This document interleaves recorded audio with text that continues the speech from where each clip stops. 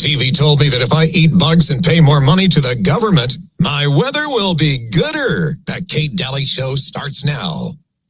Create chaos. More than chaos. War. Fear. Fear. Brutal. Total. I'm done trying to win over people's hearts. We can work with fear. That's right. We don't submit to terror. We make the terror. These people honestly believe that they are the descendants of gods, that they are the chosen, that they are God's special people, that we are delusional, and that the true creator is this wisdom principle that they think of as Lucifer. That wisdom principle gave us ancient mystery school teachings, and that the enemy, which they call Adonai, the adversary, which we would call the Christian God, came to try to defeat them. Then they even take it a step further and they look at texts like the Bible and they say that where it says in the end times that God will take the money from the wicked and restore it to the just, that we as a planet are the wicked and they are the just. So this is how they justify their financial corruption. They don't believe that we deserve the money. In fact, they believe that if they did not dominate us and if they did not control us and play all these games, that we left to our own devices would destroy our planet. So in some twisted rationale, they believe they are saving the earth. They believe humans are bad for the environment. We cause pollution, so they have to reduce population. Then they've seen that into movies like The Matrix, where Agent Smith says that that humans are like a virus on the planet. This is one of a variety of ways in which they will usually embed their teachings into the villain. Slap some bacon on a biscuit and let's go. We're burning daylight.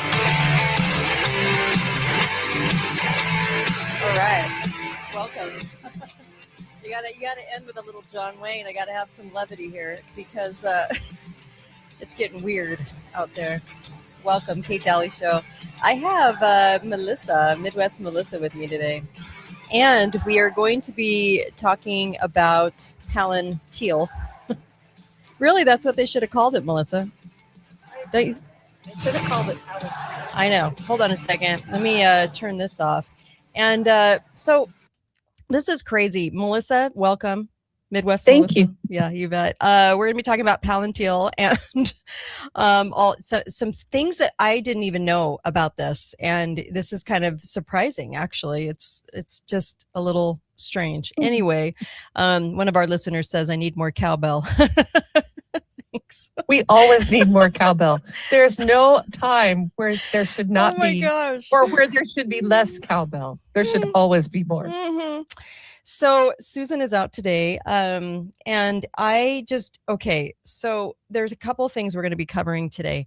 Let me go to my notes really fast. So number one, really quick. Yesterday, I talked about the data center and how the commissioners across the country are justifying their decision. And the decisions are coming way before public comment. Those public comment sessions are only for show. The governors and the commissioners, because they're yes men, because they're installed through election fraud, are completely owned and will go with the decision. So when it came out, and I mentioned Box Elder because this is in my state and it's a biggie. Okay, it's a big one. And it had a lot of protesters there because they were protesting this thing going in, this monstrosity data center that I think will eventually be housing people that don't believe in the government, okay, as their God. So because of the space, okay? They don't need that space for data. Well, here's the explanation. And I wanted to tell you this real quick. Here's the explanation that they're giving when they vote yes in unison, by the way, and they're all going to do it. So here you go. The explanation was, well, we didn't want to close our doors to anybody because we serve the people. If you serve the people, you should be saying no to the data center. Hello.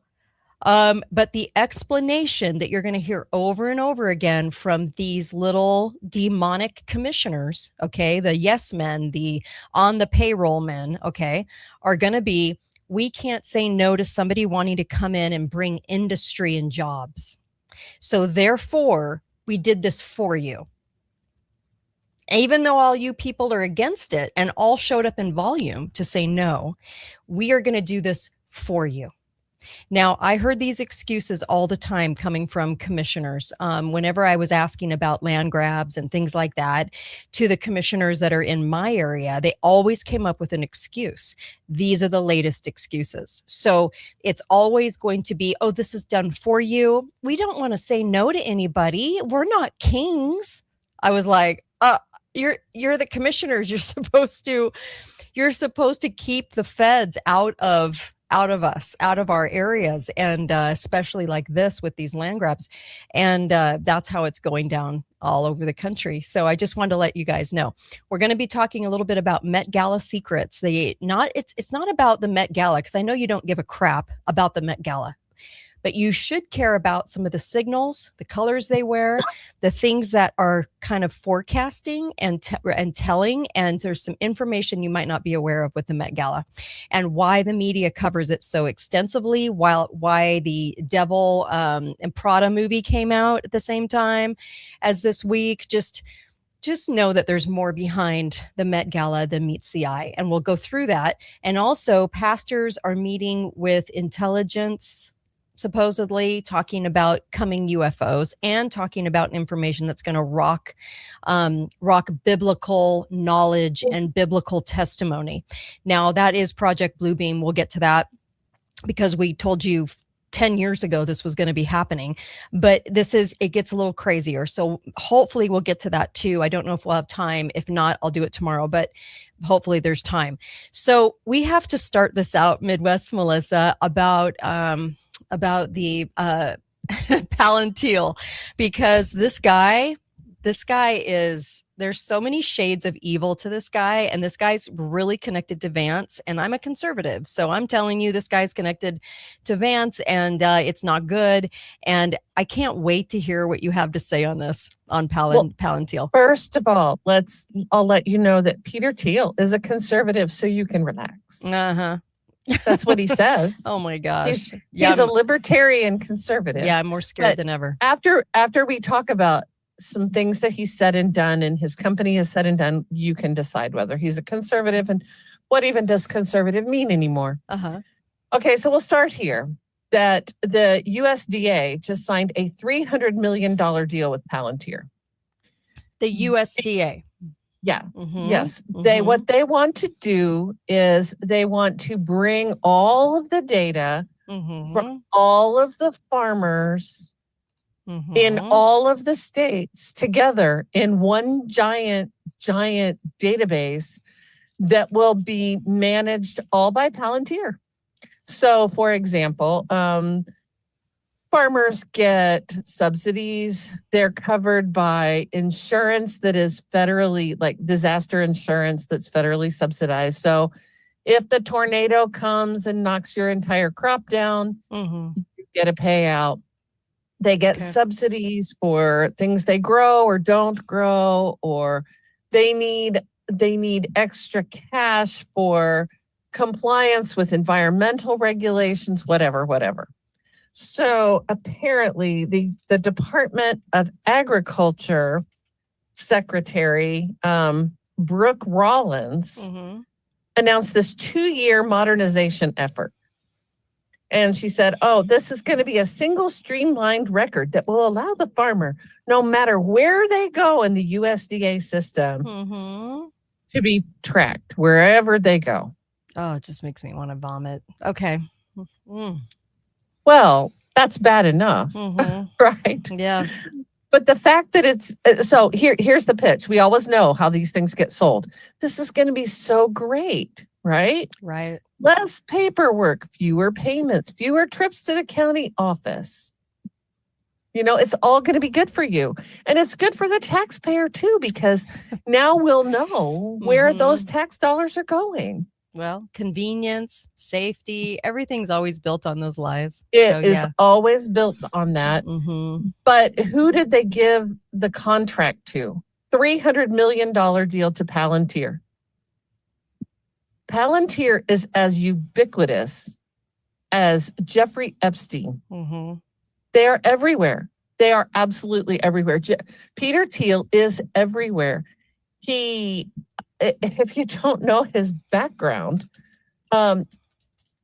quite literally, he's been everywhere. He started out being a co-investor in PayPal, which was his big cash cow. And he went from PayPal to investing in Meta. Yeah. He was a huge deal there. He's invested in OpenAI. And when I say invested, he's like one of the founding partners in some of these.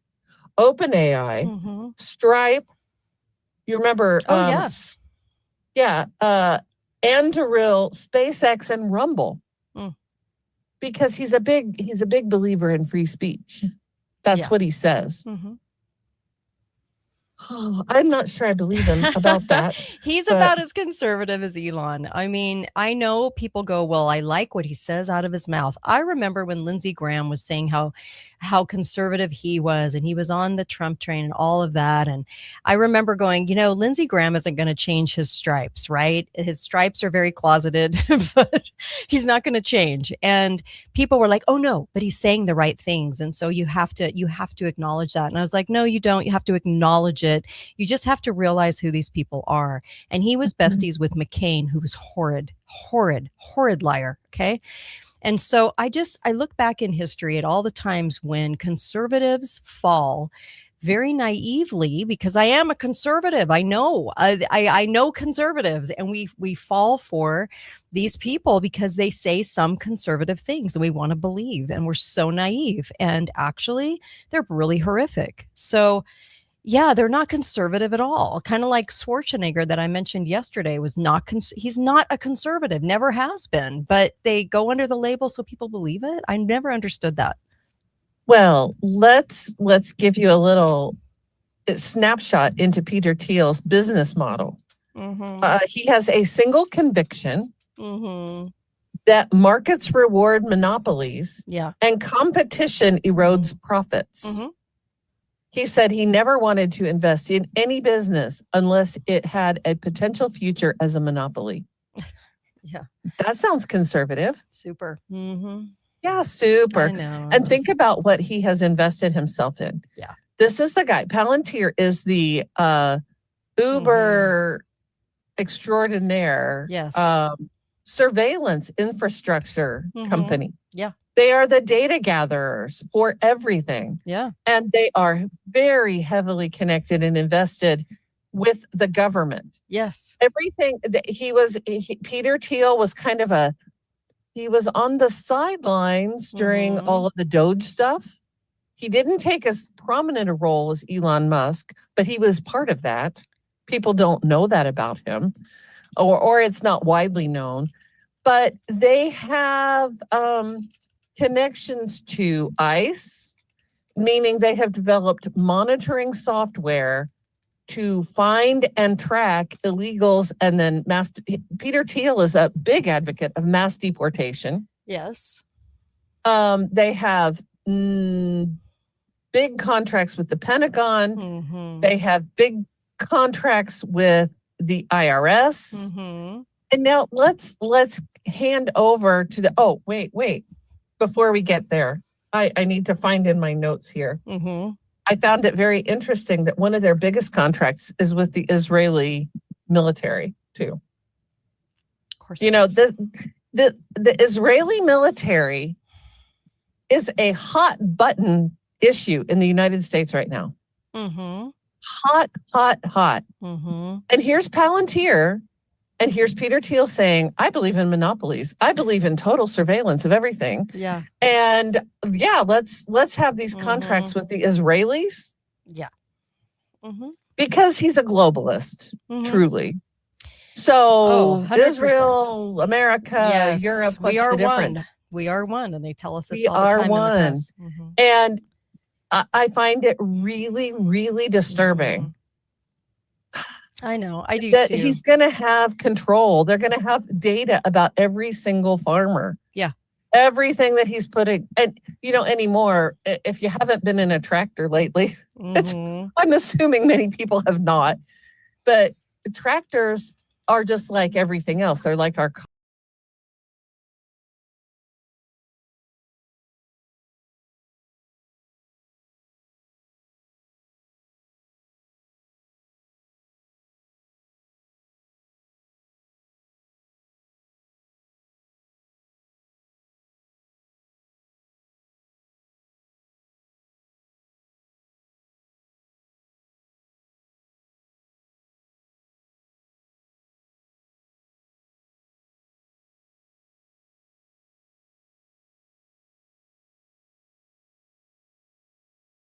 hypothetical. We're not talking about what's going to happen sometime in the future. This is happening right now. It's already happened. Yeah. Yep. So they control our military. Yeah. They control our immigration. And Palantir next will control our food supply. Yeah. That sounds like a good plan, huh? Yes. Yes. Okay. Well, I found this out too. I was unaware of this, but I find this to be fascinating. What does the name Palantir actually mean? Where did that name come from? He has some other companies called Anduril and I can't even remember the other one. Anyway, if you are, so I was a nerdy girl back in high school reading the Lord of the Rings books. Yes. And apparently Peter Thiel, as are many of these big time surveillance guys, are big fans of Lord of the Rings. Yes. In fact, they used to call the Palantir offices when they were in Silicon Valley, they used to call them the Shire. What? Yeah, they called their offices the Shire, and their workers were hobbits. Oh my gosh. So, yeah, we might now these are computer programs. They're not hobbits, right? I don't think we need to make that too clear. But what or who is Palantir? Palantir, and you have to be a really big nerd of Tolkien to get this far into the weeds, into the kind of mythological world that Tolkien created. They called them the Palantiri. There were a number of these stones that were made back in the mythology of Middle Earth that were indestructible, these dark blue crystal things that were used for telepathic communication and viewing distant events, past or present. Yes. Those were the Palantiri. And a singular of a Palantiri is that Palantir. Right? Right. So he's named his surveillance company after the thing from Middle Earth that the elves used to, it was a crystal that they could look into. If it's a seer stone, if you will, they could look into this crystal and they could see things in other places and in other times. Oh, that's weird. Yeah, that's created weird. by the elves to watch from afar and communicate instantly. Now, in the books, in the Lord of the Rings, the trilogy books, now you have to go to the Silmarillion and you have to go to some other of Tolkien's books to find out the history of where they came from and how they arrived in Middle Earth. Okay. But in the actual trilogy, Saruman, who's a wizard, gets a hold of one of the Palantiri. He has a Palantir, and he's looking in it when he is overtaken by Sauron, the ultimate evil, who kind of takes over Saruman and corrupts him. So it was through the Palantir that Sauron, the ultimate dictator and the worst of the worst of the worst, takes over the mind of a good guy. He was presumably kind of good at the start, but he takes him over. And Tolkien, apparently, it was, the people that do literary analysis, whatever, say that the Palantir are symbolic of the dangers of knowledge and pride that tend to distort reality based not on truth, but on user expectation. So that's who we want to turn over all our information to the Palantir, the thing that can see everything. Wow. The thing that provides instantaneous communication.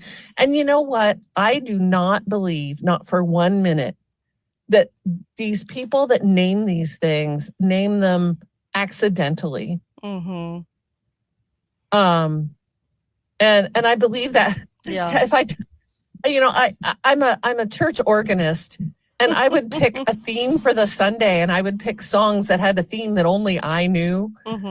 And nobody ever knew that, but I knew that, and it was done deliberately. It would be, Reformation Day, and I would pick all hymns that were sung in, Protestant churches of the Reformation. So to think that Peter Thiel has Palantir, and there's another one, Anduril, which in the Lord of the Rings was a magical metal that was used to make the sword that ultimately killed the Dark Lord. Yeah. So what is Anduril in Peter Thiel's world? It is a military defense platform. These are not mistakes. Wow. This is not just like, oh, he thought he liked the way that rolled off of his tongue. He's picked these names on purpose. What the heck? Crazy. That is crazy. And it's creepy. It is creepy. I agree. And so the thing that, and in fact, because I'm a Lord of the Rings with each other, if you remember, if you've seen the movie, you know that Sauron is the all-seeing eye that looks and can see everywhere. Is that one of the Palantir? Is what they see in Mordor, where Sauron is that one of the Palantir that the Dark Lord, this evil guy, is using to surveil everywhere? Because there's connections in the book to that kind of thing. The Dark Riders, for example, you know, they have one, and right. It's a communication thing, but it's a surveillance tool. That's what he named his company, Palantir, the thing that can see everything. And he doesn't think he's Sauron, apparently. Oh my gosh. Yeah, I never really connected that. I didn't really understand the name. That's interesting. It's crazy. Yeah. And it's very unsettling. And now the next time I read The Lord of the Rings, I'm going to have that in my head. Like, why did he have to destroy something that was perfectly fine? Yeah. Interesting. You know, and I was reading today just a little bit more because I'm a kind of Lord of the Rings wonk. And so I was reading a little bit more about Tolkien's world. Was a world that was Tolkien was a World War I veteran. He was very concerned about the militarization of the world and the way in which endless warfare just kind of chewed up the countryside. And these people were pointing out that, well, you know, the fact that Peter Thiel picked these kind of names for his company, he's embracing Tolkien's worldview. And I thought, no, he's not. Well, he kind of is, but he's not, because I think he's on the wrong side of it. I think Peter Thiel's on the wrong side of it. Tolkien was very concerned about the preservation of the beautiful places of nature, of the trees and the woodland and the forest and the Shire and all that stuff. The good people, the small people who needed to be sheltered and protected from great evil in the world, from the thing that was the all-seeing eye. And Peter Thiel, for him, it's the ultimate kind of smackdown for him to say, oh, I'm going to be this, I have a Palantir now and I'm going to surveil everything, but I'm not going to be bad about what I do. Right. Oh, makes me sick. So. Yeah. It does me too. It does me too. When you finally kind of realize what these guys are doing. So yeah. It kind of goes back to my first clip, and I hope people were really listening to this. Let me play this again, because this was actually David Wilcox, the late David Wilcox. Here we go. They are the descendants of gods, that they are the chosen, that they are God's special people, that we are delusional, and that the true creator is this wisdom principle that they think of as Lucifer. That wisdom principle gave us ancient mystery school teachings, and that the enemy, which they call Adonai, the adversary, which we would call the Christian God, came to try to defeat them. Then they even take it a step further and they look at texts like the Bible and they say that where it says in the end times that God will take the money from the wicked and restore it to the just, that we as a planet are the wicked and they are the just. So this is how they justify their financial corruption. They don't believe that we deserve the money. In fact, they believe that if they did not dominate us And if they did not control us and play all these games, that we left to our own devices would destroy our planet. So in some twisted rationale, they believe they are saving the earth. They believe humans are bad for the environment. We cause pollution, so they have to reduce population. Then they seed that into movies like The Matrix, where Agent Smith says that that humans are like a virus on the planet. This is one of a variety of ways in which they will usually embed their teachings into the film. Yeah, I mean, I think that there's so much to what he said. Now, I'm suspicious of everybody. I'm even suspicious of David Wilcox, but there are, as far as being in the club and kind of the elites owning both sides. Okay, but I will say that line of thinking rings true from all of the other research that I've done. Melissa, what about you? Because it's truly about them thinking that they are sort of above everybody and that they're doing us a favor because we're that stupid and that horrid that they have to actually manipulate us and that it's okay to do so. Right? Yeah, and this is an old story, right? Yeah. Go back and reread. Yeah. The more I read it, it's very few little verses in the Bible. But go back and read about the Tower of Babel. Yeah. And ask yourself, what was that about? Yeah. And there's a lot of other information out there anymore from other sources, apocryphal sources, about the Tower of Babel. Mm-hmm. And I believe it was a very similar sort of mind or philosophy, shall we say. Yeah. We are entitled to ourselves decide what God is. We are going to build a tower and we're going to go talk to God and we will settle it as equals. Mm-hmm. And the little people are just there for enslavement and for our pleasure, like cattle or like insects or pets. It's just a perception. It's like a perception of us, and they don't look at mankind. They look at mankind as if there is no God, and of course they don't believe in God. Is Peter Thiel married to a dude? Yeah, I'm pretty sure he is actually. I don't think That's a question coming in. Believe in God. I believe that they believe they are God. Yes, that they are the ones. Yes. That we believe in God, so therefore we are stupid, and really it's them saving mankind. Yeah, they have the power to do so. Manipulated. Well, before we leave Peter Thiel, and I don't know how many people have taken the time to read this, and you have to read it a couple of times before it begins to settle with you. But the Palentir people put out what they call a manifesto.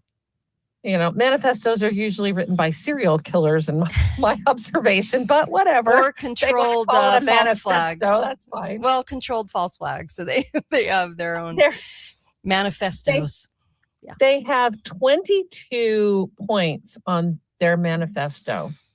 And, you know, usually a manifesto is a statement about what we envision or what we want to happen. When this was released, it caused a huge international backlash because it's not a statement about what they want in the future. It's more or less an announcement of what they intend to, what they're designing. Yeah. This is an announcement. We're not saying we hope to do this or we want to do this or we're looking for your input about what we're doing. We're saying this is what we're doing and get on board. Yes. So let's talk about a couple of them. I can give you some examples of some of them, and some of them sound like real pie in the sky. Silicon Valley owes a moral debt to the country that made its rise possible. The engineering elite of Silicon Valley has an affirmative obligation to participate in the defense of the nation. Okay. You good with that? Do I have to I'm like, nobody asked them to do that. Oh gosh. Yeah. Right. Well, they go on to say the following. Let me pull up here the next. This is number 4 on their list. Number 4 says the limits of, and this is kind of bad, the limits of soft power of soaring rhetoric alone have been exposed. The ability of free and democratic societies to prevail requires something more than moral appeal It requires hard power. Hmm. And hard power in this century will be built on software. Interesting. Okay. You want to tell me what hard power is? What happened to civic consent? What happened to the voice of the people in that? There's an implication there that the software, the hard power, will require, he doesn't say surveillance, but what is hard power except the ability to force people? Okay. And how do you do that? Yeah. Okay, here, this is number 6. Well, let me do number 5 before we get there. The question is not whether AI weapons will be built. It's who will build them and for what purpose. Our adversaries will not pause to indulge in theatrical debates about the merits of developing technologies with critical military and national security applications. They will proceed. Okay. So we're not going to talk to you about it. We're going to do it. Like it or not, it's going to happen, said the county commissioners. We're going to build it, whether you like it or not. Get out of our way. We're going to do as we please.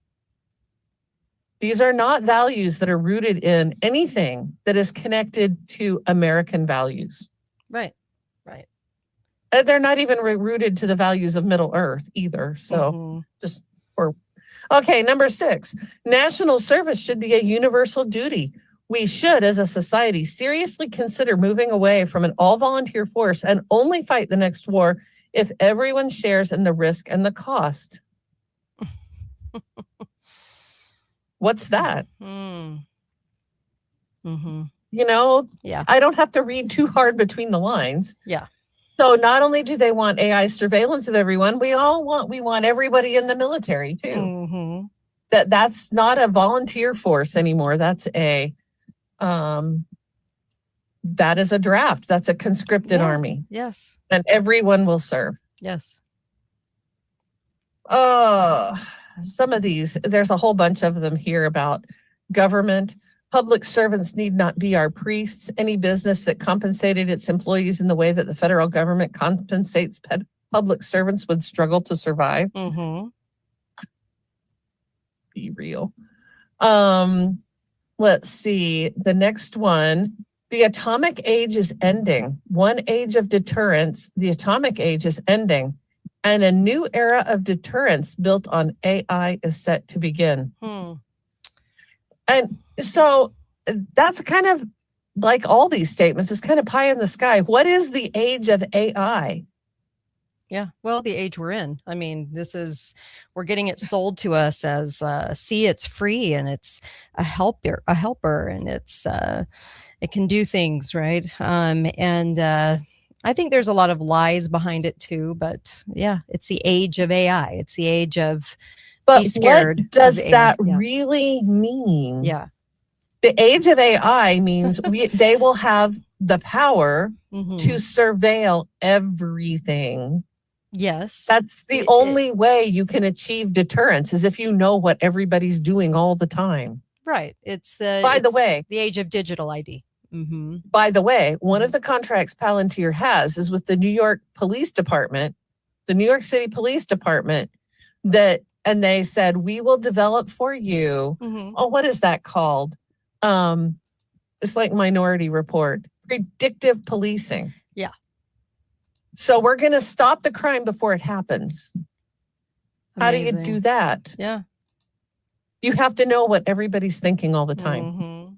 You have to know where everybody is. You have to know who's likely to do what. Oh my goodness. The post-war neutering of Germany and Japan must be undone. The defanging of Germany was an overcorrection for which Europe is now paying a heavy price. Yeah. A similar and highly theatrical commitment to Japanese pacifism will, if maintained, also threaten to shift the balance of power in Asia. Okay. So what are they talking about? Military restraint? Are they talking about the good judgment of people? Are they talking about diplomatic negotiation? What does the remilitarizing Germany and Japan do for us all? Yeah. What really in the world order creates stability? Is it having large standing armies of conscripted soldiers Mm-hmm. and a totalitarian surveillance state? Apparently that's what they believe. Yeah. Okay, well, number 21 is one of the worst. It says, some cultures have produced vital advances, others remain dysfunctional and regressive.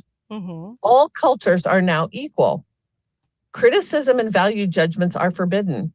Yet this new dogma glosses over the fact that certain cultures and indeed subcultures have produced wonders. Others have proven middling and worse, regressive and harmful. Yeah. Now, can you answer me? Who decides based on what criteria which cultures are better than others? And I think Peter Thiel needs to go read a couple books on imperialism in the 19th century before he makes that statement again. Right. Because that's very imperialist.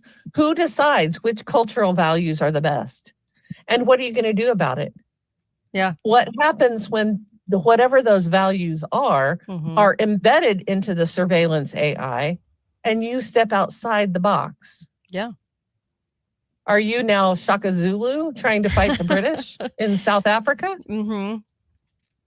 If your values don't align with whatever values, and who's going to decide what that is? Who decides that? Peter Thiel does not talk about, and Palentir here in their manifesto is not talking about who will decide it or what those values are. There's no statement here that says, these are the values that we embrace. Mm-hmm.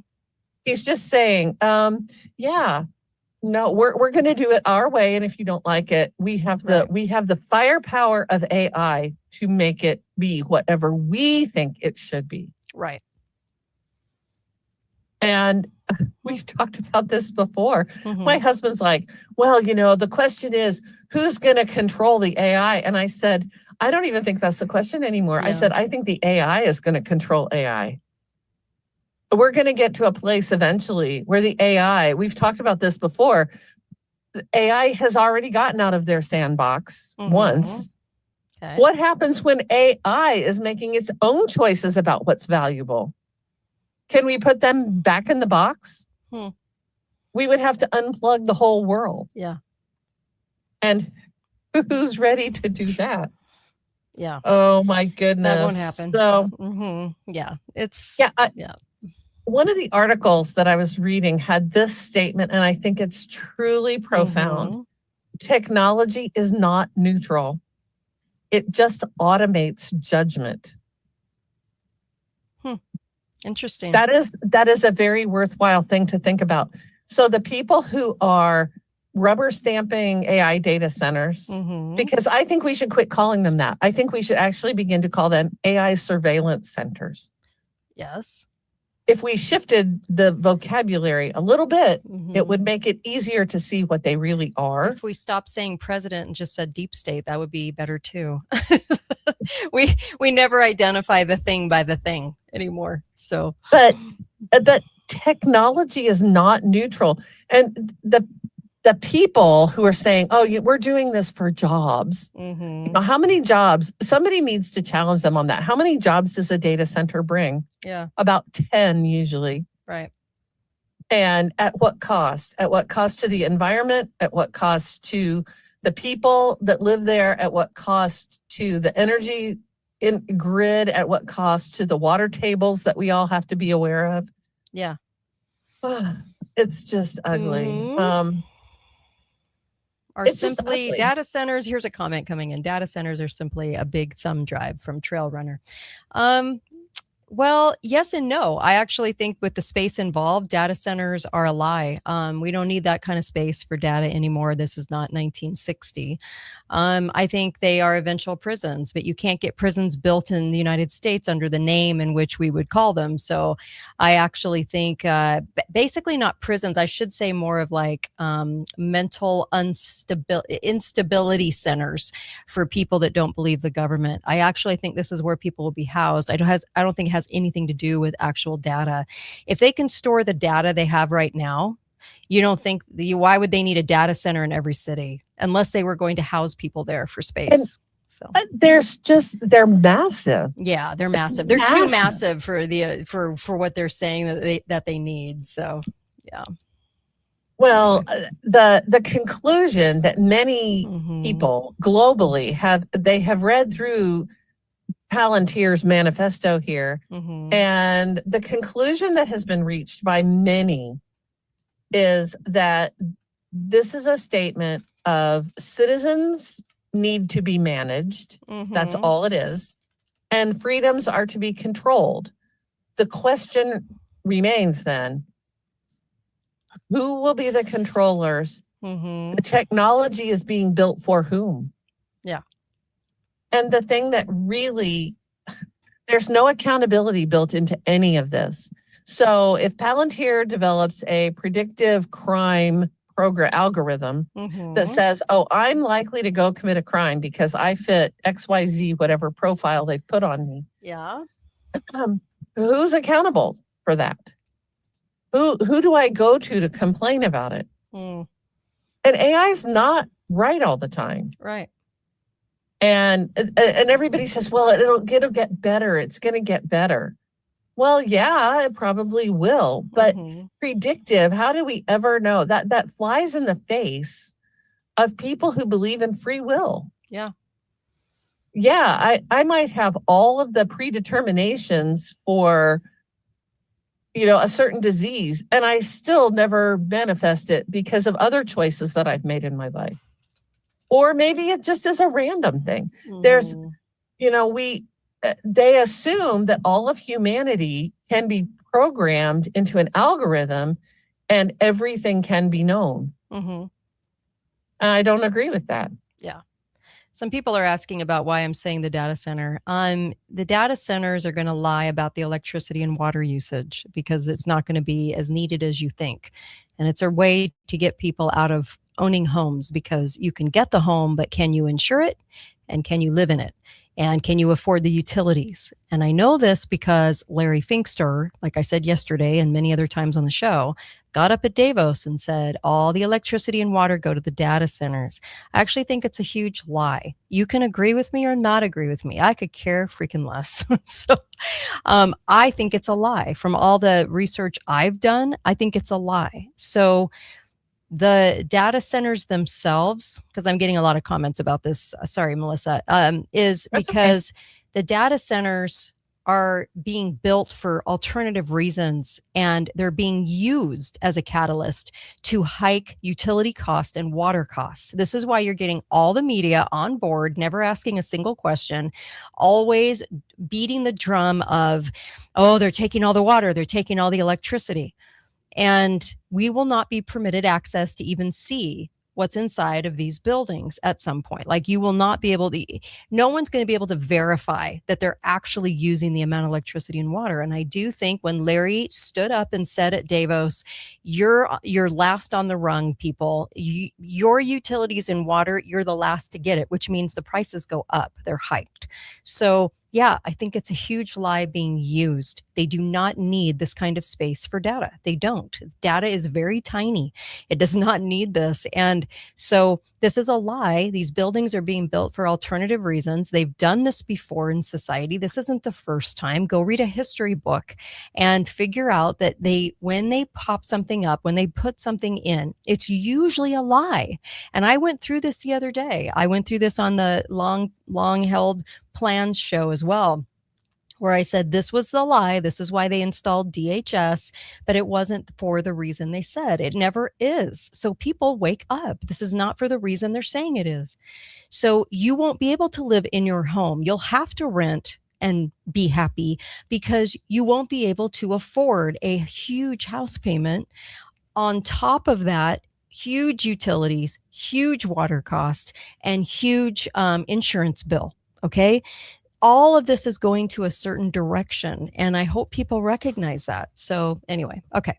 Just well, and to say it again, continue. I guess. Let's talk about taxes as well. Okay. Well, I mean, you outlined the cost of your home. Yeah. plus insurance, plus utilities, plus taxes. Mm-hmm. And I know where I live, taxes are not going anywhere but up. Yeah.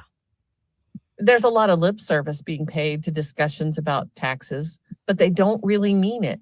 Because if they get rid of property tax, they have to recoup the revenue somewhere. Mm-hmm. We're going to pay it in one place or another. So, Mm-hmm. well, one of the things that's alarming about Peter Thiel, and it's been alarming from the very beginning, is his connections to government offices too. Right. He's deeply embedded in the White House. You've already mentioned J.D. Vance. Mm-hmm. His Senate run in Ohio he got about $15 million from Peter Thiel. He was a protege of Peter Thiel's. Right. So the question is, does he have the same thinking as Peter Thiel? Does he also believe in, kind of a monopolistic surveillance state? Mm-hmm. Who knows? Mm-hmm. Because they don't ever tell the truth. Right. That's true. Okay. David Yes. Sachs, Uh-huh. who was he's the AI and crypto czar under Trump, Mm-hmm. was one of the PayPal mafia, the guys that started PayPal. He's one of those. Mm-hmm. He also believes he's used his influence in Silicon Valley to bridge the gap between Trump's populism Mm-hmm. and the tech Yeah. elite. Right. So he's there to smooth over the hard parts Mm-hmm. so that we don't really see Right. what Okay. the real alliance is. Yeah. Stephen Miller, the White House Deputy Chief of Staff, he's another. He's not, the connection to Thiel is not as Right. easy to see on paper, Mm-hmm. but he is moving in that same circle of people. Mm-hmm. If you don't know, and he's the guy who's responsible for Trump's immigration policy, which Palantir has this huge contract Yeah. with immigration, with ICE. Yeah. So this is a very inbred little system.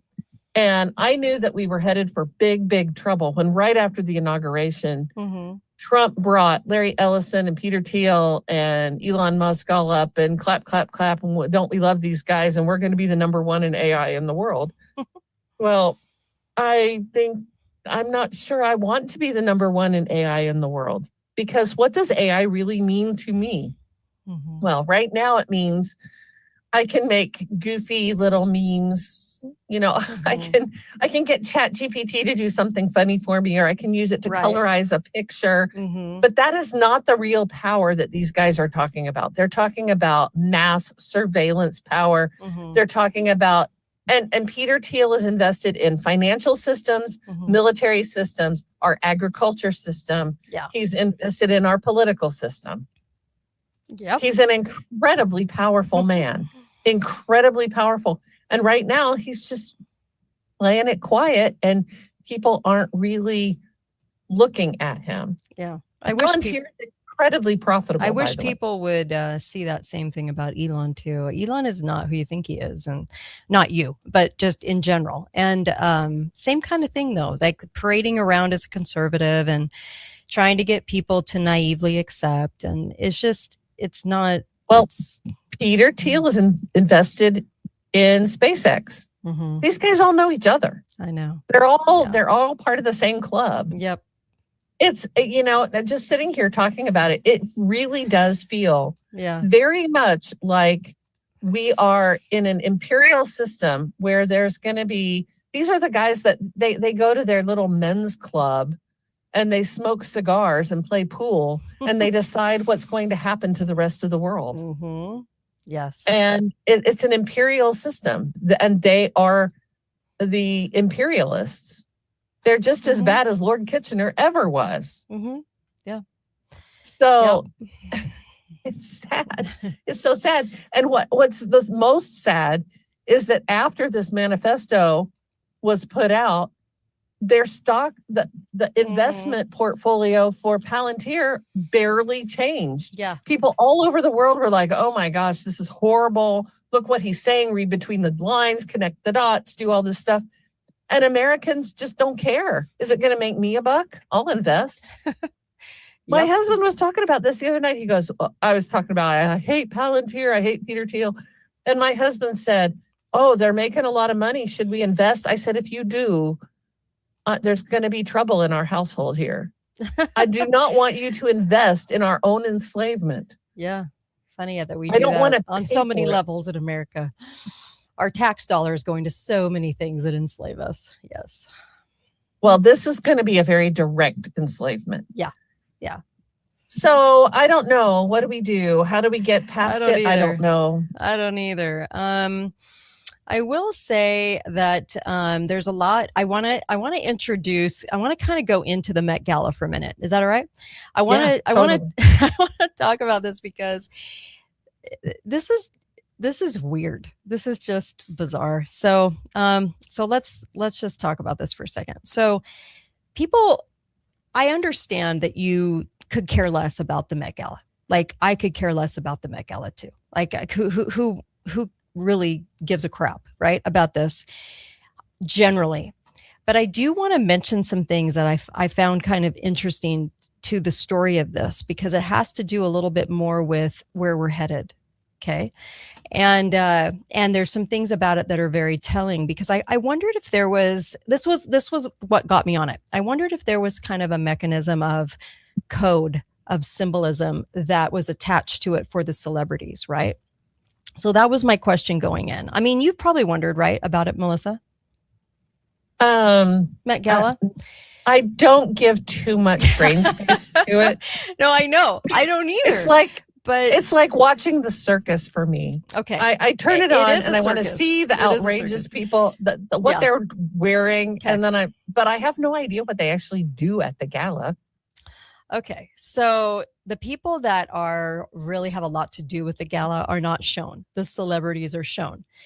The reason that I started getting kind of interested in this was because, number one, it gets so much play from Hollywood. Okay. And we know how strange Hollywood is. And if I had to express how crazy I think the manufacturing of celebrities actually is, and I know that I don't care if this sounds crazy to people. I think there's a lot more manufacturing of celebrities than there are real celebrities. Okay. So when I started seeing these outfits and we started kind of getting used to this crazy weirdness coming out of the Met Gala, I think all of us had the same surface reaction. And the surface reaction is, what the hell? What the hell's wrong with these people? They're like showing kind of like their Satanist side, right? So the outfits are weird. New body parts came in this year. I mean, it was like hands that weren't their hands, but it was part of their costume. It was very strange. So I wondered if there was more to it. And here is some things about it that people don't kind of realize, okay? So the original curator for this museum, Marion True, was criminally indicted in Italy for trafficking looted artifacts, okay? And back in the day, they purchased, these artifacts, and I think there were a lot stolen as well. So artifacts from Cambodia, Egypt, Greece. Okay, there was all these black market connections to the Met. And so this wasn't speculation. This actually came out, was documented by Manhattan's DA office and Italian prosecutors. So there's a lot there to uncover. But I'm going to move on for a second. The Sackler family, the one that manufactured OxyContin, was funded by, they have the Sackler wing of this Met Gala, okay, which is, you look at that alone and you just know the connections and the people that are involved in this, not good. Okay. So the Met quietly removed the Sackler name after a lot of brouhaha about OxyContin, okay, and that was in 2023. Then you have the Jeffrey Epstein connections, and so Epstein moved directly in all the same donor gala circles as the Met leadership, and the trafficking network through elite kind of institution access, the museums, universities, and pharmacies, okay? And so, by the way, I've always kind of wondered about art, because art has become way more demonic and accepted as art, which is really kind of a weird thing in of itself. That might be a whole different show. But I did kind of want to talk about kind of the suspicious overlays with Jeffrey Epstein and his ilk. So there's a lot more Jeffrey Epsteins Jeffrey Epstein is sort of like the poster boy, but there's a lot more of him. So, there's just a lot more. So basically, there's like almost 2 million objects in the collection for the Met Gala. Met Gala resides in the biggest, most lucrative, most powerful zip code of New York. Okay. The land that it was given is part of Central Park. It wasn't really given, it was kind of taken by the elites. There's a lot underneath the Met Gala. Okay. There's a lot of tunnels beneath the Met Gala. So this is crazy. They only show about 5,000 of the artifacts, but there's like 2 million artifacts. Like I said, some were stolen. So there's a lot of black market stuff going on. So then you get into the demonic apparel, and the demonic apparel is very weird because every year there's kind of nuances and there's a theme. All right. So then I started kind of thinking about this and kind of thinking about what were the themes going back? Well, in 2018, they had the themes of heavenly bodies. Okay. And this was sort of the Vatican actually cooperated with this. Some called it sacrilegious. Some called it art. You never know the difference these days. And then, of course, you had the inverted crosses, the occult imagery. This was 2018. It was called Heavenly Bodies. Okay. And then after that, you had the big investigations globally for Catholicism and abuse. So it was really strange. It was like very telling what was coming down the road. Okay. You had people investigating up to that point, but you didn't really have like, the major investigations go on, the major stuff happen until after 2018. So they had the kind of like, we're on board with the dark symbolism. All right. So it's kind of like a deliberate provocation, I think would be a good word for this, right? But they don't want to push it. They're just basically presenting it. Okay. So every year, like I said, big theme. There's also a lot of hints and rumors about trafficking happening with some of these different museums. We have the one in LA and then the Met Gala and what happens underneath. I'm not going to get into that as much in this show, but there are a lot of, let's say, rumors about that. Okay. So then you go under the Met Gala and they say it's for these 1.8 million objects under there. 99.7% of the collection is basically underground in sub-level storage facilities. But a lot of people, there's chatter on the ground that say these subterranean levels are for more than just storage of these things. Okay. And so you have underground service tunnels, you have Central Park, documented tunnel systems underneath, you have the Egbert Valley map, which is basically underground water channels from 1865. There's maps like that. There's the NYC grid underneath. Remember how steam moved everything around NYC for decades, and then they sort of forgot about that? Yeah, well, everything is under this piece of property. And so, yeah, there's a lot of documented connecting basements. There's the Frick collection nearby, which has underground levels. There's the Carnegie Hill neighborhood where the Met sits and some of these most expensive, least examined real estate in America. 1970s excavation. You had the Egyptian Wings Temple of Dendur. You had that required massive subterranean structural work. But see, like I said, a lot of people look at the surface. They don't look at, hey, they're building something and they're saying it's for this, but it's actually for this. I've done shows on this. I think I did one last Thursday on this. It was done for this reason, but here's the real reason. So don't think for a second that what you're seeing is going to be always true, because you kind of have to look behind the curtain a little bit. So, okay. So then, you go into where this is, Fifth Avenue and 82nd Street. And then, of course, the real origins of it started as a dinner party in Paris in 1866, notably on July the 4th, 1866, and a group of expatriates, diplomats dining in Paris. And then John Jay, grandson of founder Father John Jay, stood up, said America needed a great art institution to rival Europe. And then that dinner conversation became the Met, the Metropolitan Museum of Art. Okay. So there's a lot of power connected to this. And even if it started out as something of an idea that would be okay, because of art in of itself. Okay. The elite are really drawn to art. So I'm always drawn to art to find out why and what's behind that, because usually we're getting a story. But JP Morgan's name always comes up in the scandalous of things. And so, of course, his name comes up in this too, because he ran the Met's board. So he was the most powerful banker in American history, and directly controlled this institution in of itself. The Met was a personal storage with a public subsidy.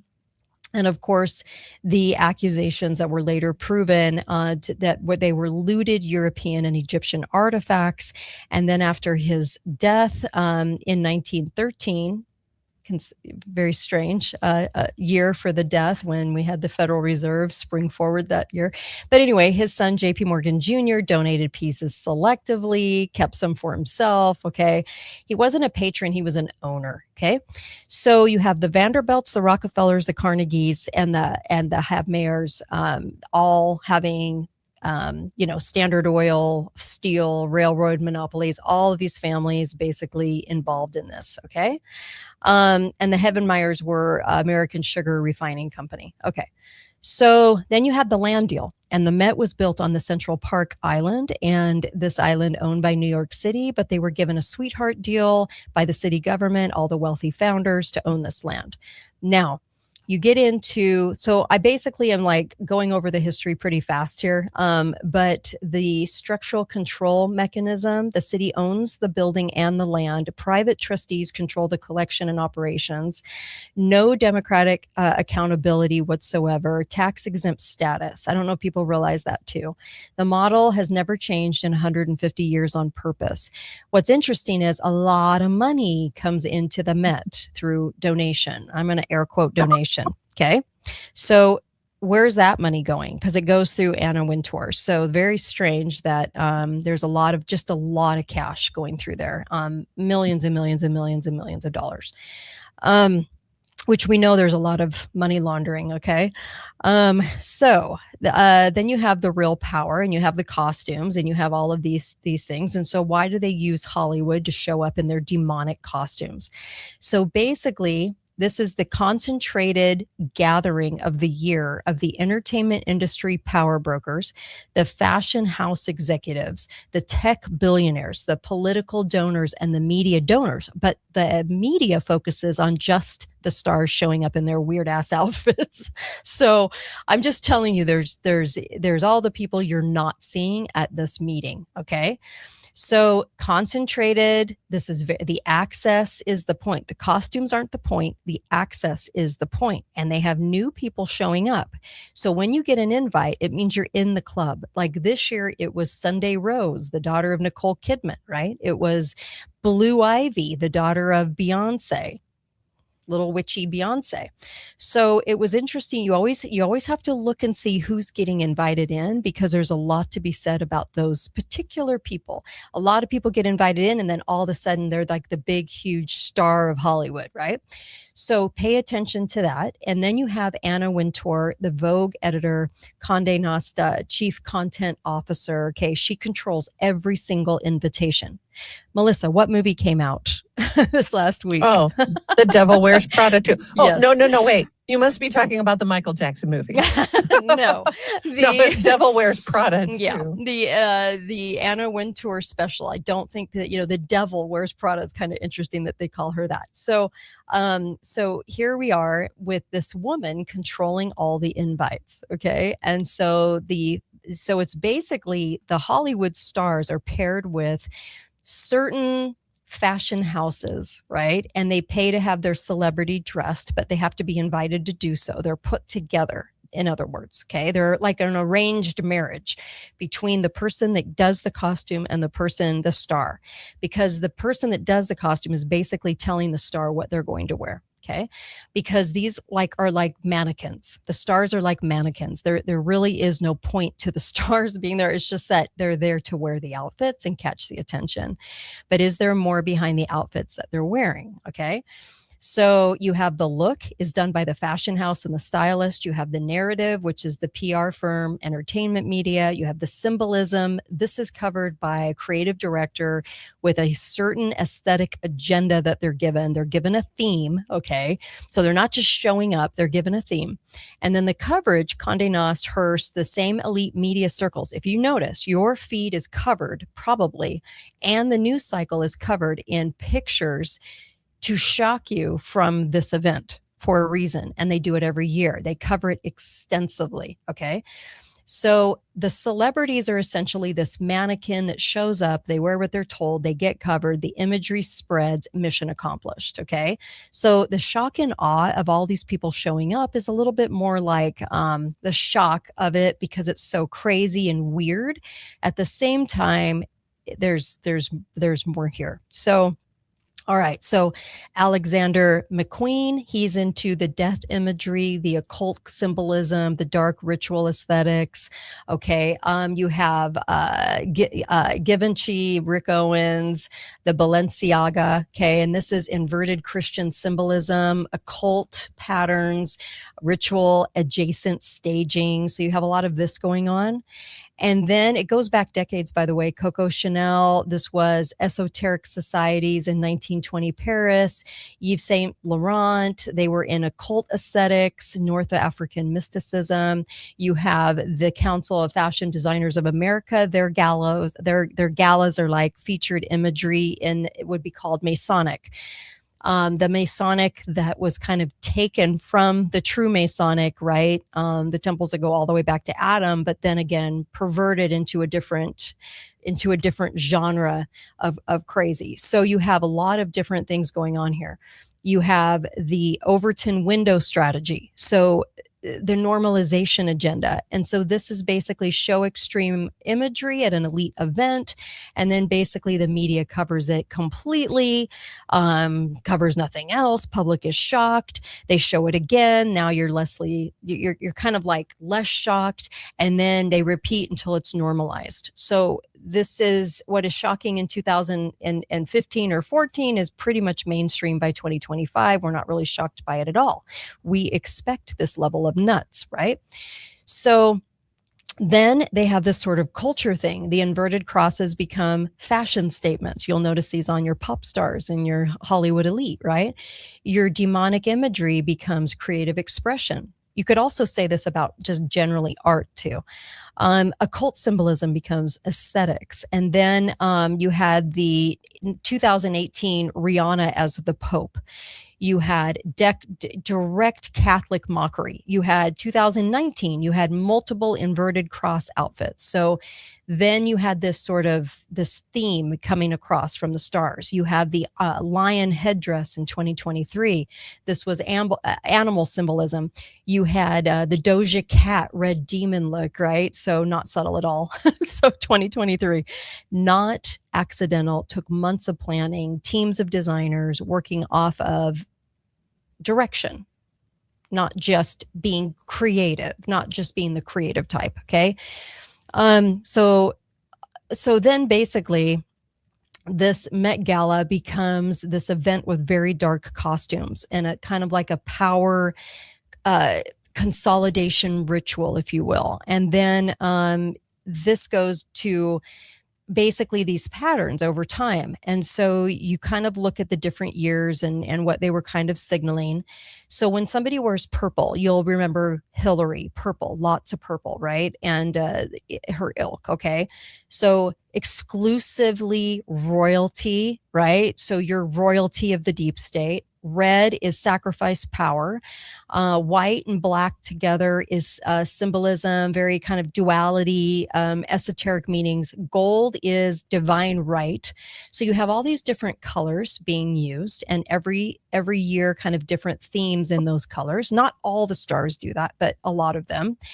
And then you have appearing on garments, headpieces, accessories. You got all these, like this was the year of the extra body parts showing up and weird crap going on with these.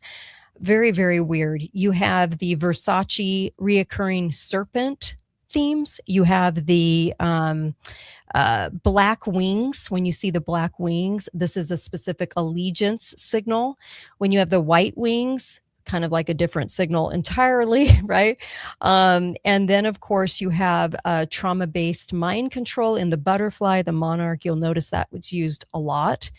You have the actual list of people that get invited, the old money, the media owners, the fashion heads, because a lot of these people are there to construct agendas through using Hollywood, and they do it perfectly, right? Because go look at the Grammys, go look at the Oscars, go look at the Met Gala every year. You're going to find that that the demonic parts of this have become completely mainstreamed.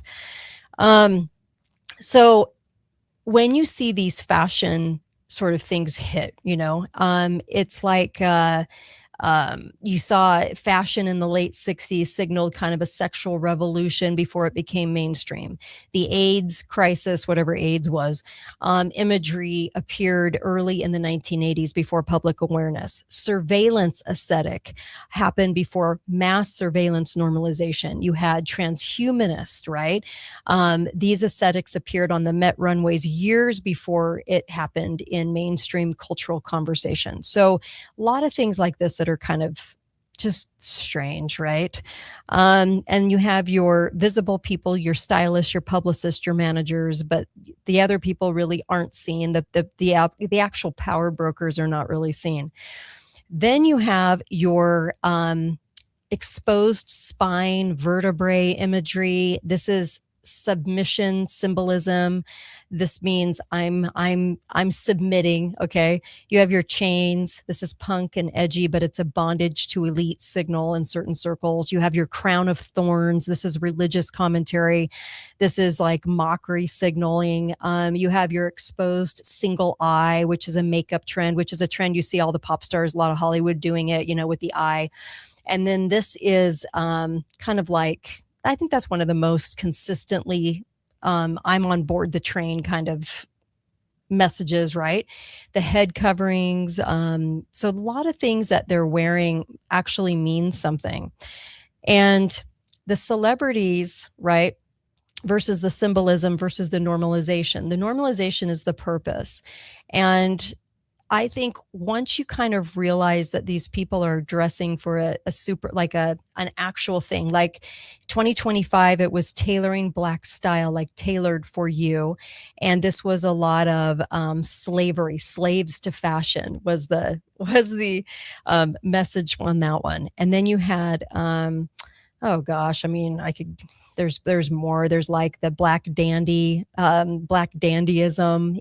which is 18th to 19th century radical reclamation of dignity through dress. You had all these different kind of themes going on, but most people aren't going to see that. They're just going to see the weirdness. So then you have the tailored for you, the black, white, and gold. So this is kind of interesting because it's the tight corsets. Okay, you saw that structured constraint. You have the color palette heavy on black, gold, and white. This is about duality at a kind of a moment of maximum racial, cultural tension in America. There's no coincidence there. All of these little patterns and signs. So then you go into 2024. 2024 was the Garden of Time, and this was decay and collapse. This was kind of frozen in time, was more or less the theme. Then you had 2025, which was tailoring Black style and into slavery.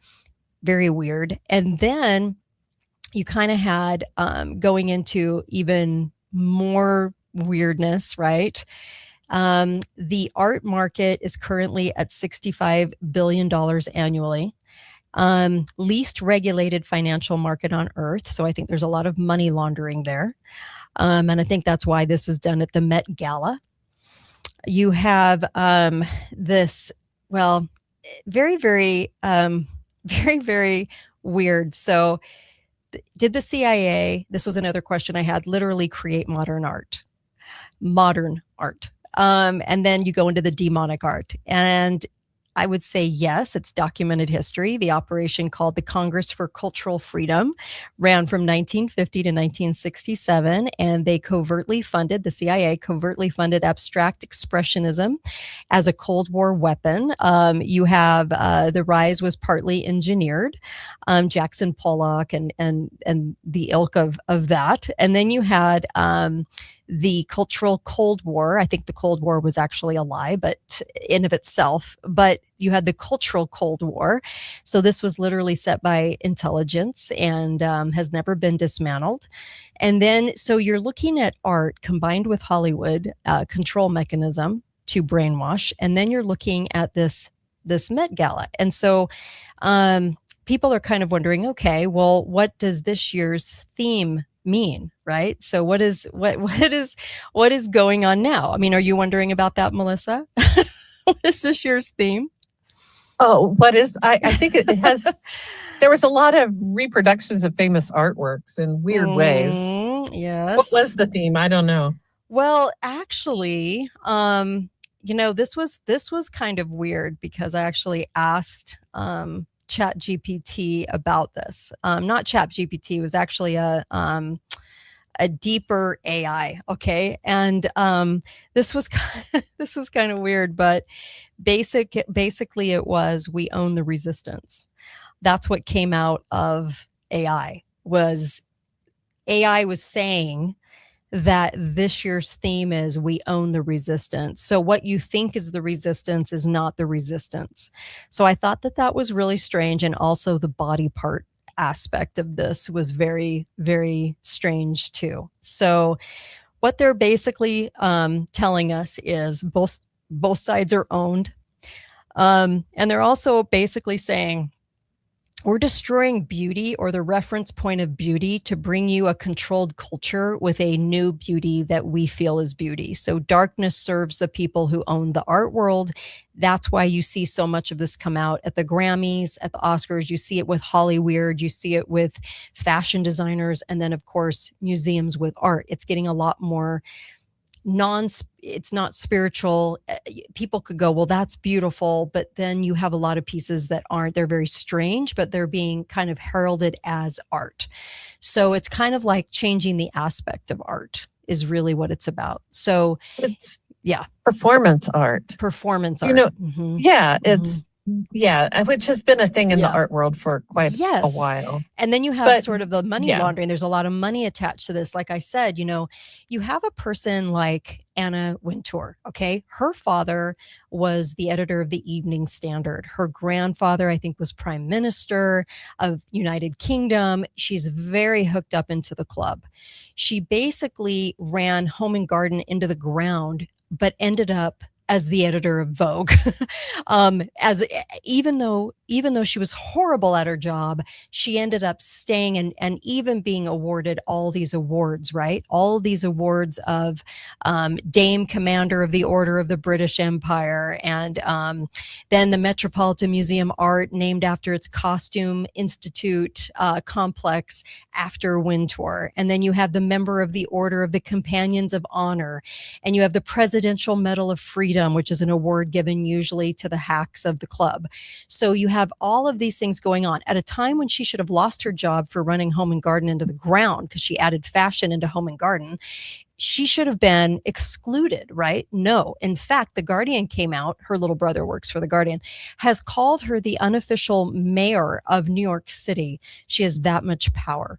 And basically Condé Nast gave her a loan, 1.6 million, to purchase her townhome. So it didn't even have to go through her. She is very much part of the club. She's also the Anna Wintour costume center of the wing of the Met. She, like I said, decides who gets the invitations. I think the devil who wears Prada is way more in control than people even realize. And I think that they don't give her her due. I think she is very much part of this club. In fact, the center was formally opened by Michelle Obama. So in 2014, and a lot of the guests were on the list. So the guest list is the new and upcoming stars they're going to promote. It's who's inside the club, who gets the sanction of the club is there. Because you'll notice like people like Kardashians. What do they even do? Right. So they're in to this club. A lot of the influencers are part of this club. She's at the head of this elite club about all of, and they have like so much money going into this, division that this Met Gala costume division, like I said, millions and millions and millions of dollars. But she should have been removed back in 1987 when she did her job so horribly. But she just kept being put in charge of things. And I don't think there was a mistake to that. I think it was very engineered. And she even, one of her first breaks was basically fashion editor at Viva. It was a women's adult magazine. And it was the wife, Kathy Keaton, of the Penthouse publisher, Bob Guccione. So it was even her beginnings are very, very strange when you start really looking at her career and taking it apart. So all the people involved in this, I just think there's way more on the line than just a bunch of people showing up in weird ass costumes. This is way more than that. And there's like this spiritual immune system that's kind of coming into this as we get more and more demonic, at our Grammys. It's almost like people just expect it now. You notice that, Melissa? It's like people just go, well, of course it is, because that's them. We don't really look at it for what it truly is and what's the normalization behind it. Yeah. Well, I don't really pay attention anymore to Hollywood anything. Yeah. Because they're all so weird and so decadent that they're so far removed from anything that would be a piece of my life. Yeah. Yeah. I mean, I literally regard it. I mean, I have seen some of the pictures. I saw Heidi Klum. I am a statue. Her costume was very strange, but in a fascinating sort of way. But it's something that I just kind of scroll past and say, that's weird. Well, it's like looking at pictures of clowns, Yeah.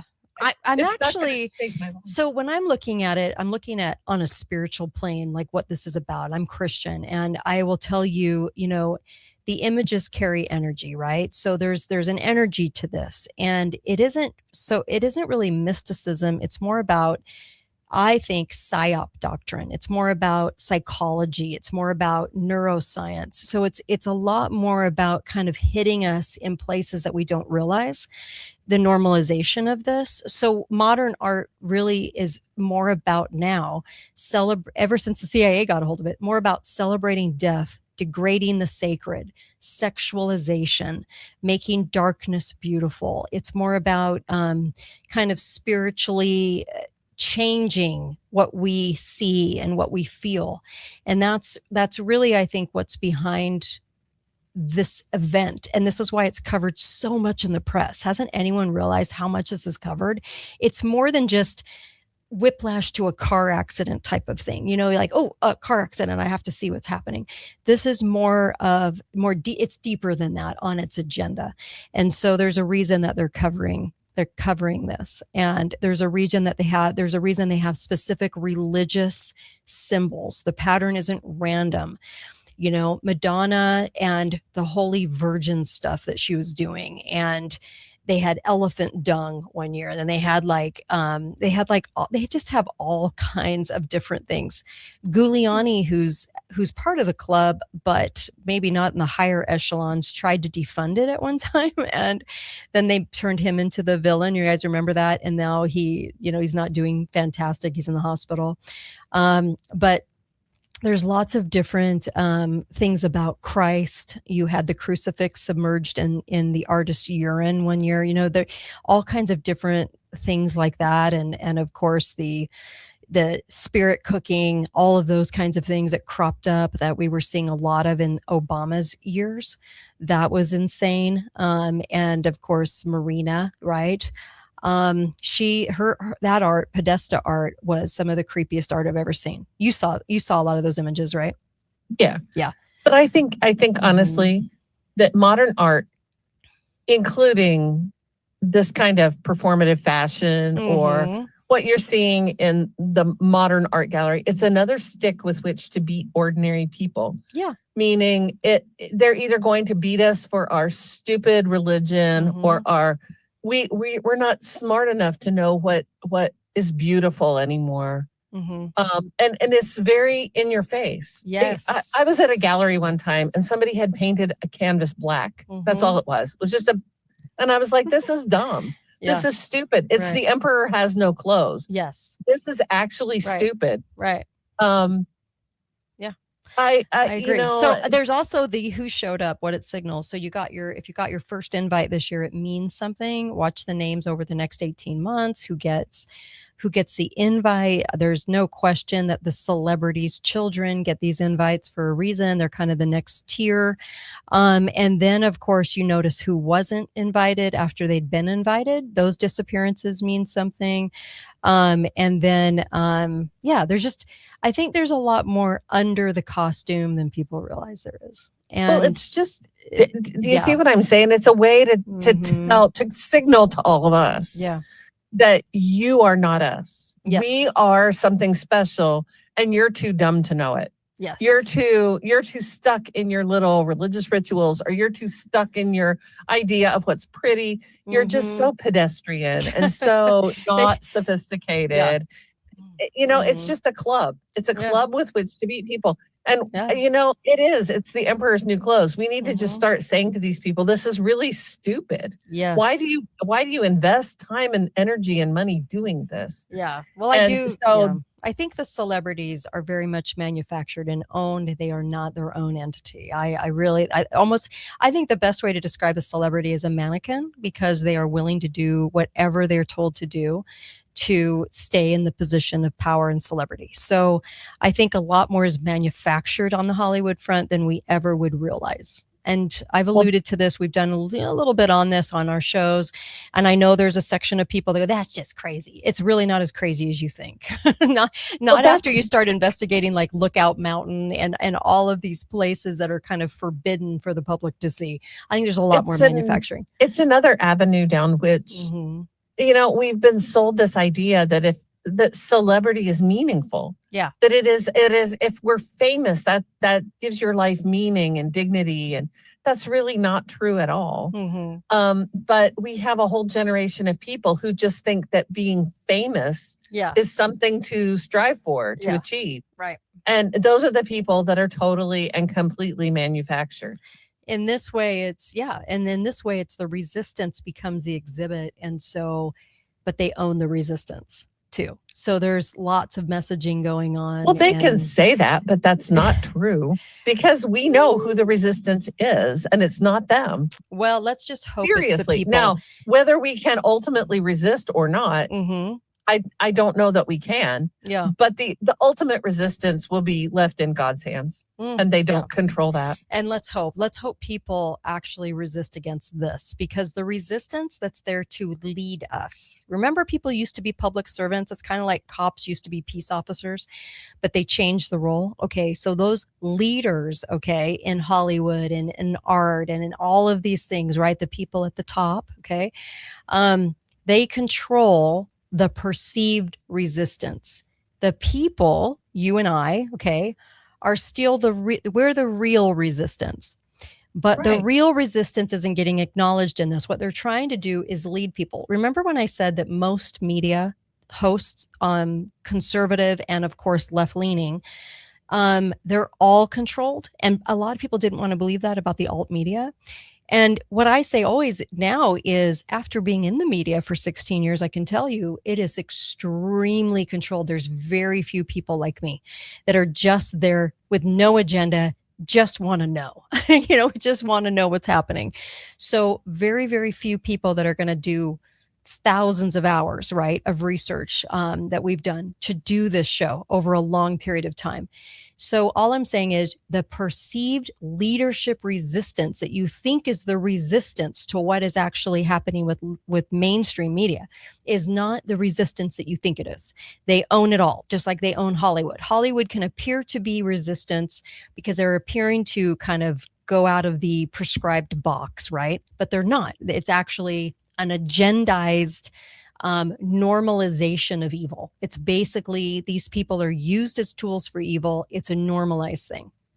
Does that make sense, right? I would encourage anybody who thinks that this is new in Hollywood, Yeah. needs to read a book called Hollywood Babylon. Oh, yeah. And this is nothing new in Babylon, or nothing new in Babylon. That's true also, but it's nothing new in Hollywood. Yes. For sure. You're right. And you want to know what the real resistance looks like? What's the that? real resistance is Mhm. having a family, raising children to be good people.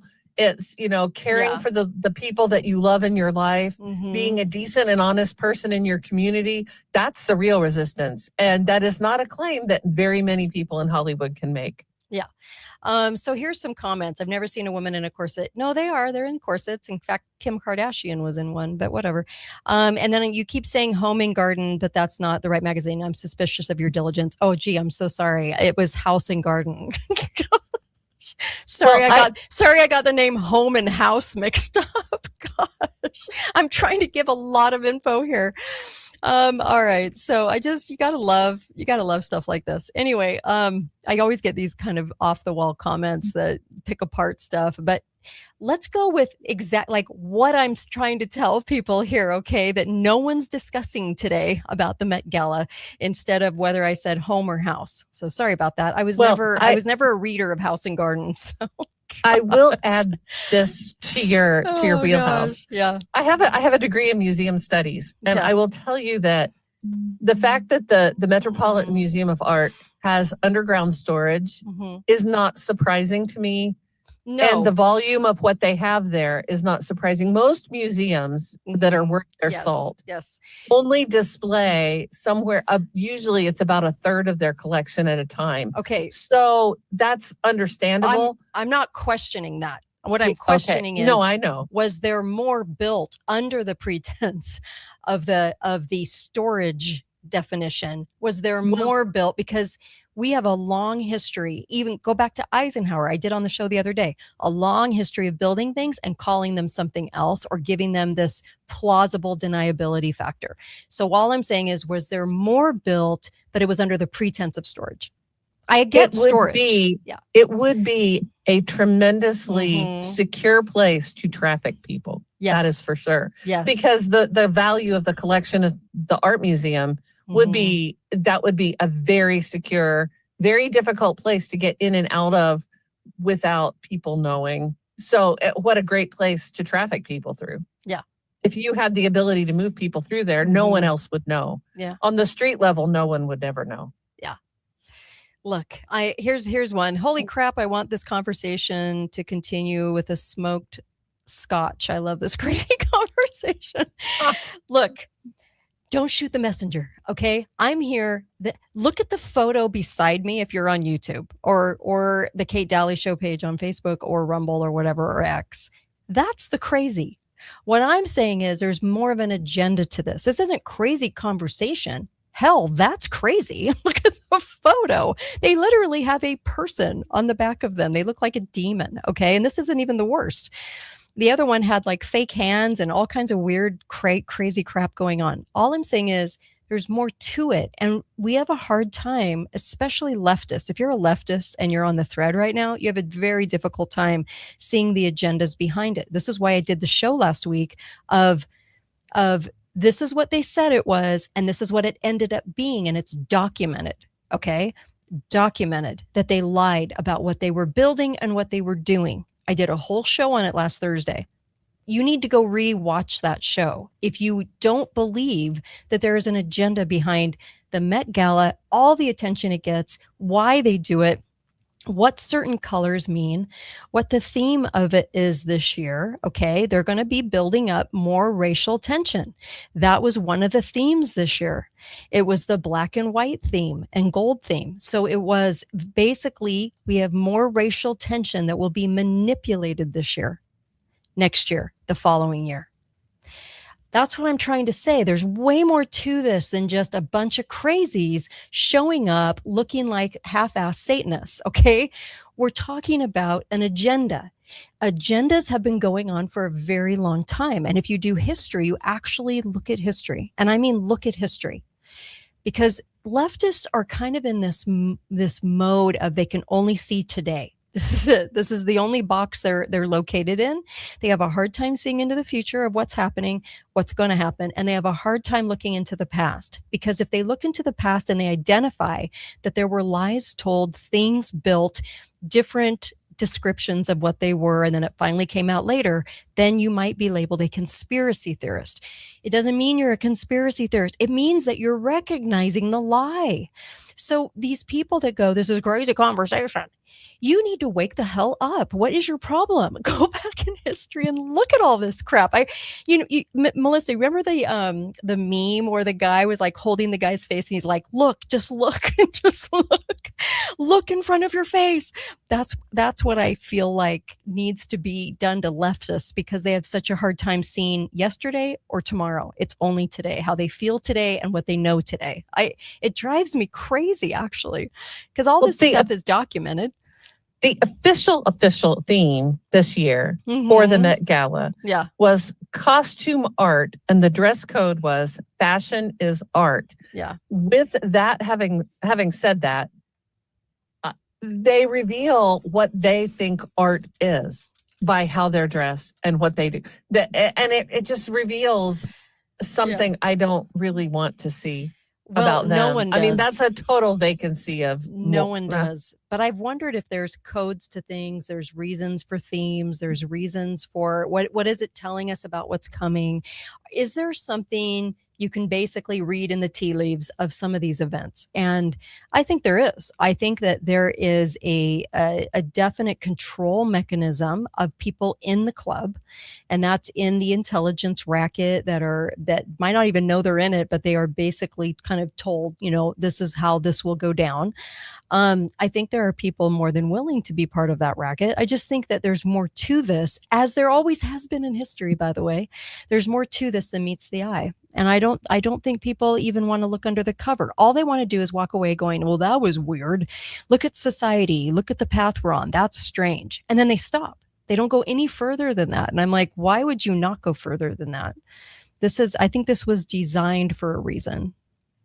So, well, like I said, I don't invest very much time or brain space in it. I have many more important things to think about than what some wackadoodle Hollywood type. But that's what I'm saying. Decided to wear. But that's what I'm saying. That's where most people go. That's what I'm seeing. They're not seeing, is it a signal about what's coming? Can you actually kind of study what this theme is, what the colors they wear, the costumes they wear, because they were told by these designers to have certain kinds of costumes? Then if that's true, then there's way more meaning to it about what's happening in our world, like what's coming down the pike. Because there's one thing about the elite, they love to announce what they're doing. They just like to do it in subtle terms, because they don't think, well, they actually think most people aren't going to notice, because if you start noticing, you're called a crazy conspiracy theorist, which is what people are doing on the thread right now. They love to do that because they don't have to think. There's no thinking capability there. You just go, you're just crazy. It's like, well, not really, because I'm looking at history and I'm going, yeah, there's a lot of meanings to things here. I just don't feel like giving air to any of that. What I'm saying is, can you learn from the air is what I'm saying. Can we learn what's happening? I don't know. I just think that kind of celebrity culture, I'm so far checked out of it that I just don't, they can signal all they like. It's not going to change much about what I think or how I proceed with my life. I'm sure a lot of people say that. Yeah. So Hollywood weird has been weird for a long time. They're going to continue to be weird. I think you can over time see the degeneration of culture in our country. And I think modern art is a part of that for sure. It's not. It's like I said, I believe it's a stick to beat people with. You're too dumb to know what's beautiful. Look at how beautiful we are. And I'm like, they just look stupid. Yeah, there's a lot of agenda here. And then also, it's kind of like Trump's ballroom. I did a show on that. I think it was Thursday. I did a show on that because I said there's way more to Trump's ballroom. People see the ballroom. They argue about the ballroom. They talk about the ballroom. There's a lot going on under the ballroom, subterranean wise. And we don't want to go there, because if you go there and you start to ask questions about that, because the past dictates that they built stuff underground for a long time, but gave us a completely different reason for doing so. Then it came out later, much later, that it was a totally different reason. And then it was too late to fight it. All I'm saying is under Trump's ballroom, there's a lot of stuff going on in there. And when you have if it's a data center, when you have a data center that actually is getting data, not the fake centers in every city, but the data center that's actually conducting the data, if it's on White House property, you can't subpoena it. You can't fire request it. So is it a protection of keeping that data? Well, it very much could be, but people can't go there because they fear it almost. Like they fear the response of that, how they're going to feel about that, and how out of control they're going to feel like things are because of that. I think we're being told a lie about the ballroom. I think all the focus is on the ballroom, just like the focus is on the costumes of this, but people don't see the symbolism of the costumes. Does that make sense? Yeah, Yeah. it does. And, So- and I think Americans are particularly bad at reading symbols. So, We are. We're horrible at it. Yeah, We're yeah. so That's horrible. that's a fact. Yes, I totally agree with that. You know, the problem, I guess, for me, data centers, I see the proliferation of data centers Mhm. everywhere as part of the 15-minute city agenda. Yes. Every city, it's going to be decentralized Yes. surveillance Yes. in that wherever you are, they will Yes. be surveilling you. Mhm. You will never be beyond their reach. Well, if there's a yeah. data center in every city, Yep. in every state, Mhm. then you will never be beyond their So reach. the idiot leftists, sorry, but they just are to me because they can't see history and they can't see the future. So the idiot leftist that hears about a 15-minute city will never call it that. What they'll do is go, there's a city where you can just bike. you can just bicycle, and no cars because cars are bad, and no guns because guns are bad, so can't defend yourself. And of course, I don't mind living in an apartment because it's good for the environment. So you've got the loony leftist that looks at it like it's saving us and it's saving the planet. Okay. And then you have the naive person on the right. Now they see a 15-minute city and they go, oh, that's not a control mechanism for the future. People won't be made to live there. No. I mean, I don't really love it. And I don't buy into the whole planet thing. And of course, because they're right. But of course, I wouldn't choose to live there. So they don't want to see the control mechanism that lies in the future for that, because they just want to go, well, I would never make a choice to live there. I'm not going to leave my home.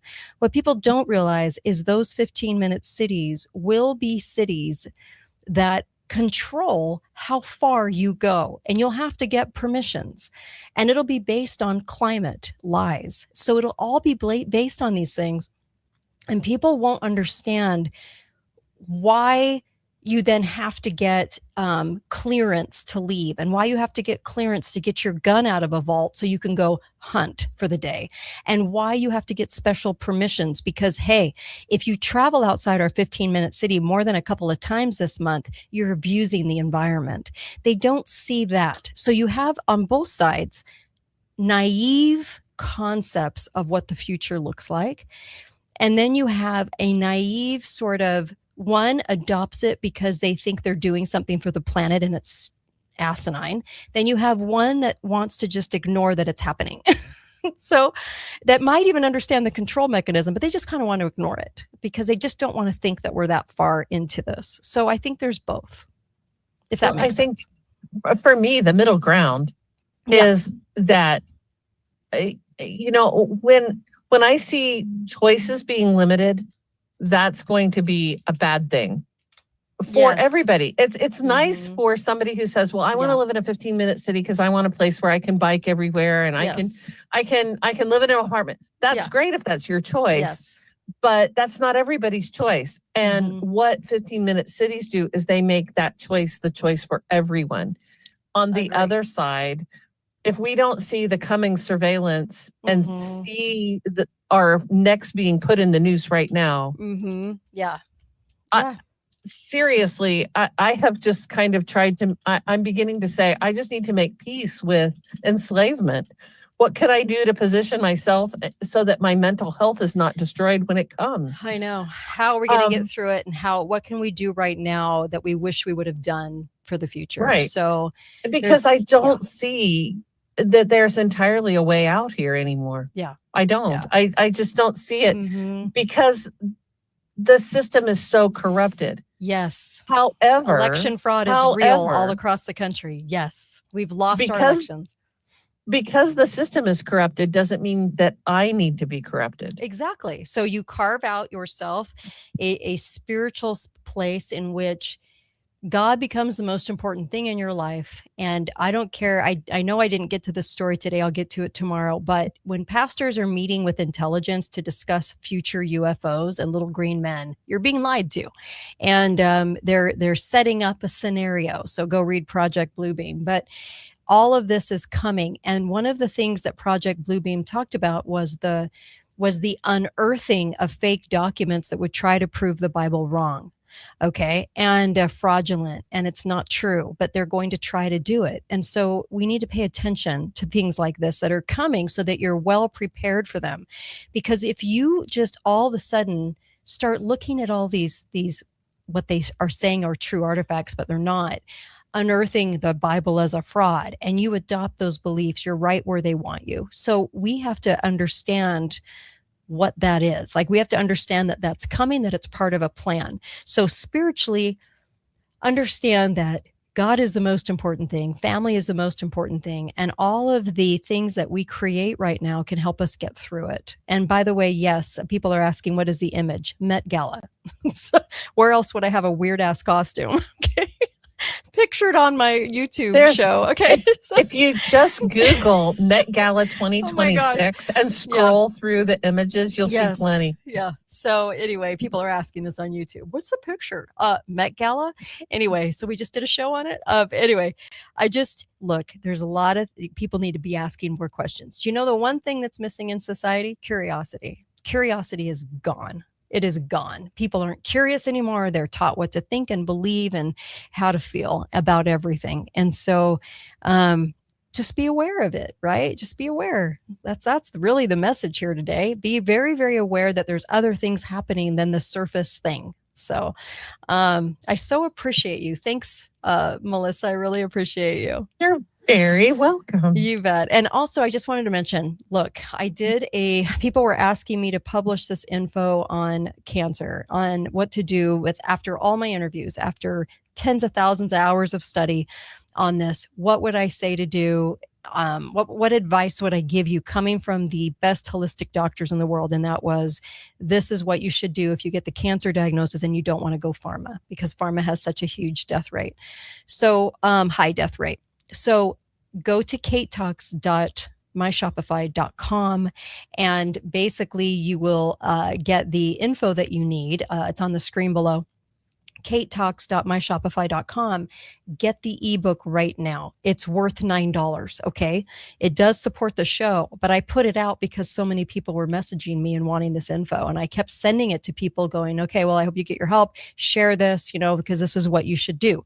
The products to use, the products not to use, what to do, what not to do, because you don't have a lot of time to figure it out. And I know that you probably launch into like research mode. If somebody gets cancer, this is going to help you out substantially. So basically, it's kind of getting a leg up on what to do without pharma. So go to, it's 14 and a half pages of gold, okay, of solid gold that will help you in this case scenario. And everyone around us is getting affected by cancer.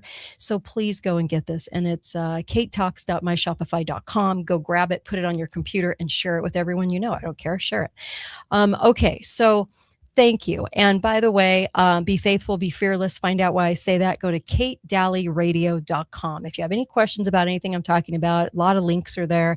And sponsors of the show, katedalleyradio.com. There's no agenda here, not part of the mass media on either side.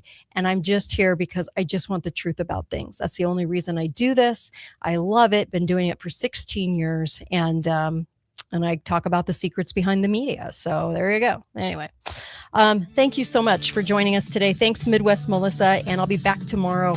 And appreciate you tuning in. Same time, 2 p.m. Mountain, 4 p.m. Eastern. Appreciate you guys. And thank you. KateDalleyRadio.com.